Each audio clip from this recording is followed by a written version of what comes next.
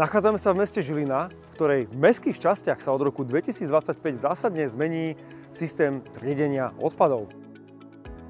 Recyklácia odpadu má zmysel. Ďakujeme, že ho triedite. Tieto kontajnerové stojiská sa postupne zmenia a tieto farebné kontajnery odtiaľto zmiznú.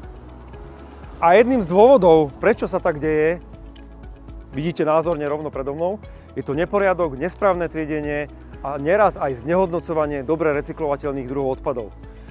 Tento systém kontajnerový nahrádzame vrecovým zberom, ktorý je podľa našich mnohých analýz po celom Slovensku zrealizovaných oveľa kvalitnejší a vo výsledku dáva oveľa väčší potenciál na následnú recykláciu.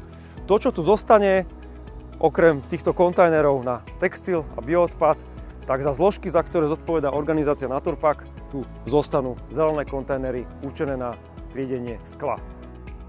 Všetky informácie ohľadom tejto témy sme pre vás spracovali na naturpack.sk.